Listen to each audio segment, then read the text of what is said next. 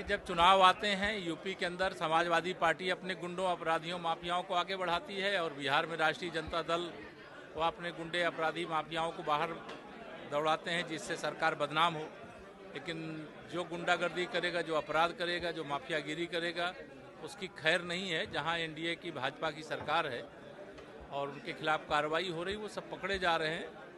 और राष्ट्रीय जनता दल या समाजवादी पार्टी को इस मुद्दे पे कोई फायदा नहीं मिलना, क्योंकि आम जनता जानती है कि गुंडों की पार्टी कौन है और सुशासन और विकास करने वाली पार्टी कौन है।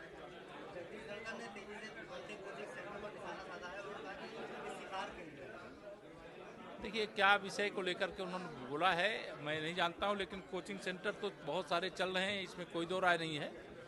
हमारे बहुत सारे बच्चे ऐसे हैं जो कोचिंग सेंटरों में जाते हैं, वहां से अपनी तैयारी करते हैं।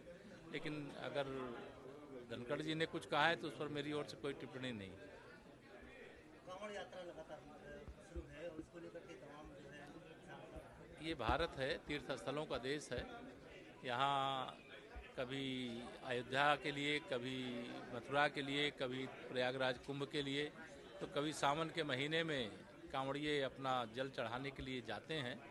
और हमारे देश में, प्रदेश में जहाँ भाजपा है वहाँ कांवड़ियों का, भक्तों का स्वागत है, पुष्प वर्षा है, उनकी सुरक्षा है और कोई गड़बड़ी न होने पावे किसी कार्यक्रम में, इसकी लगातार चिंता की जाती है।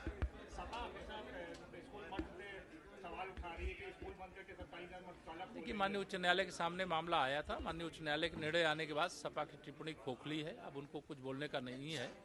लेकिन शिक्षा को लेकर के वह काम बात ना करें। भारतीय जनता पार्टी की सरकार थी, श्री राजनाथ सिंह जी शिक्षा मंत्री थे, उस समय उन्होंने नकल अध्यादेश लागू किया और शिक्षा की गुणवत्ता में व्यापक सुधार हुआ। समाजवादी पार्टी की सरकार आई, उसने नकल अध्यादेश को समाप्त कर दिया।